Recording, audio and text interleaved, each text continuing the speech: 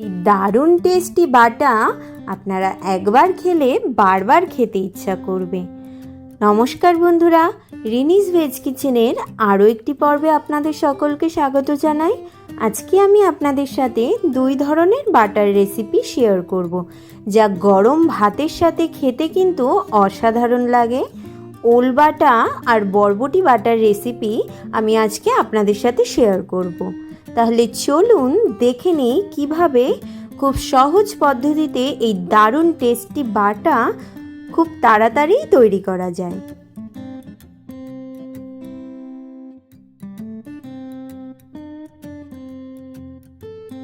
প্রথমে আমি ওল বাটা তৈরি করব। তার জন্য এখানে নিয়েছি 500 গ্রাম ওল। ওলটা মাঝের থেকে কেটে ওলের খোসাগুলো কেটে নিচ্ছি। এখানে ওলের খোসাগুলো একটু বেশি করে কাটবেন, তাহলে দেখবেন রান্নার পর ওলটা গলা ধরবে না। ওল কাটার পর ওল কিন্তু আগেই জলে ভেজাবেন না। যখন সেদ্ধ করবেন তখন ভালোভাবে ধুয়ে সাথে সাথেই জলে সেদ্ধ করে নিতে হবে।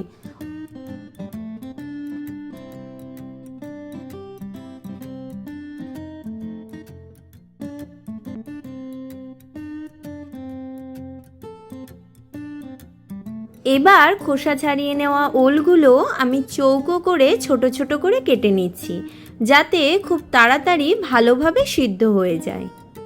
কেটে নেওয়া ওলগুলো ভালোভাবে ধুয়ে নেব আর সিদ্ধ করার জন্য প্রেসার কুকারে দিয়ে দেব, আর তার সাথে পরিমাণ মতো জলও দিয়ে দেব।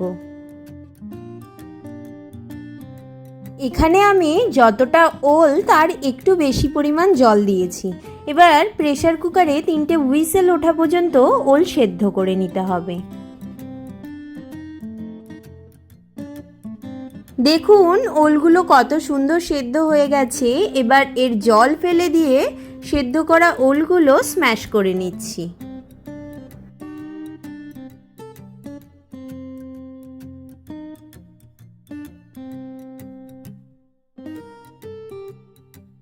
এবার একটি কড়াই নিয়েছি আর তার মধ্যে দিয়েছি 3 টেবিল চামচ সরষের তেল। এখানে ওল বাটাটা সরষের তেলেই করবেন, তাহলে দেখবেন টেস্টটা কিন্তু খুব ভালো হবে। তেল গরম হলে এর মধ্যে দিয়েছি হাফ চামচ কালো জিরে আর কুচি নেওয়া কাঁচা লঙ্কা। আপনারা কতটা ঝাল খাবেন সেই অনুযায়ী কাঁচা লঙ্কাটা দেবেন। আর এর মধ্যে দিয়ে দিয়েছি স্ম্যাশ করে নেওয়া ওল, আর দিয়েছি পরিমাণ মতো লবণ আর হাফ চামচ হলুদ গুঁড়ো। সব কিছু এবার খুব ভালোভাবে মিশিয়ে নিচ্ছি।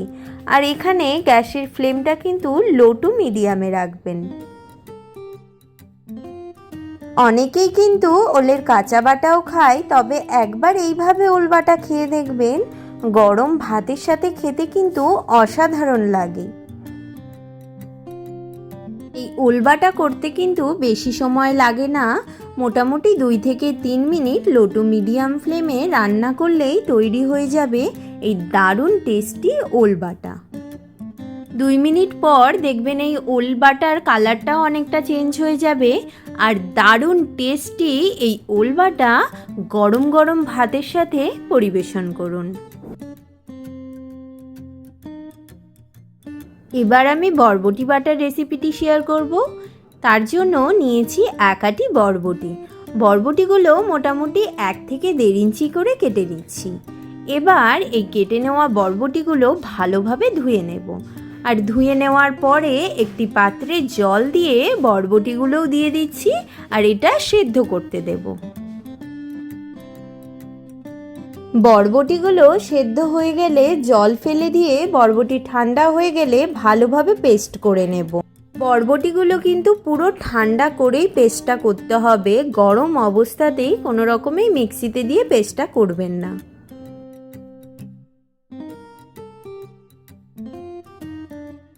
অন্যদিকে বাটার জন্য একটি মিক্সিং জারে দিচ্ছি কাঁচা লঙ্কা। আপনারা কতটা ঝাল খাবেন সেই পরিমাণ মতো কাঁচা লঙ্কা দেবেন। আর দিয়েছি 2 ইঞ্চি আদা, আর 2 চামচ দিচ্ছি কালো জিরে। এর মধ্যে দিচ্ছি পরিমাণ মতো জল। এবার এটা একটা ভালোভাবে পেস্ট বানিয়ে নিতে হবে।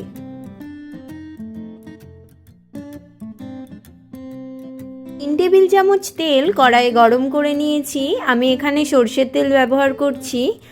আর তেল গরম হয়ে গেলে এর মধ্যে দিয়ে দিয়েছি হাফ চামচ হিং, আর দিয়েছি পেস্ট করে নেওয়া সেদ্ধ করা বরবটি, আর কালো জিরে, কাঁচা লঙ্কা, আদা যে বেটে রেখেছিলাম সেটাও একসাথে দিয়ে দিয়েছি। এবার সব কিছু খুব ভালোভাবে মিশিয়ে একই সাথে হলুদ আর লবণটাও দিয়ে দিয়েছি। হাফ চামচ দিয়েছি হলুদ গুঁড়ো আর পরিমাণ মতো দিয়েছি লবণ। কড়াইয়ে সব কিছু দেওয়ার পর দেখবেন খুব ছিটবে, তাই প্রথমে হাই ফ্লেমে লিড দিয়ে 3 মিনিটের জন্য রান্না করব। এতে জলটা অনেকটাই শুকিয়ে যাবে আর ছিটবেও কম, তবে মাঝে মাঝে কিন্তু খুন্তি দিয়ে নাড়াচাড়া করতে হবে। 3 মিনিট পর দেখুন জলটা কিন্তু অনেকটাই আগের থেকে শুকিয়ে এসছে। এবার এই জল পুরোপুরি শুকিয়ে যাওয়া পর্যন্ত এটা রান্না করতে হবে। এখানে গ্যাসের ফ্লেমটা এবার মিডিয়ামে রেখে লিড লাগিয়ে আবারও এটা রান্না করে নেব। 4 থেকে 5 মিনিট পর দেখবেন জল শুকিয়ে বাটাটা এইরকম হয়ে যাবে, তখন গ্যাসের ফ্লেমটা অফ করে দিতে হবে। এখানে বরবটি বাটাটা তৈরি হয়ে গেছে। আমি এখানে কিন্তু কোনো চিনি দিইনি, আপনারা চাইলে হাফ চামচ চিনিও দিতে পারেন। আর এই দারুণ টেস্টি বরবটি বাটা খুব সহজেই কিন্তু তৈরি হয়ে গেল। গরম ভাতের সাথে এই বরবটি বাটা কিন্তু খেতে অসাধারণ লাগে। এই 2 ধরনের বাটার রেসিপি আপনাদের কেমন লাগলো জানাতে কিন্তু অবশ্যই ভুলবেন না। আর অবশ্যই একবার এইভাবে এই বাটা তৈরি করে দেখবেন, খেতে কিন্তু অসাধারণ হয়। আর নানান ধরনের ভেজ রেসিপি দেখার জন্য আমার চ্যানেলটি সাবস্ক্রাইব করার অনুরোধ রইল।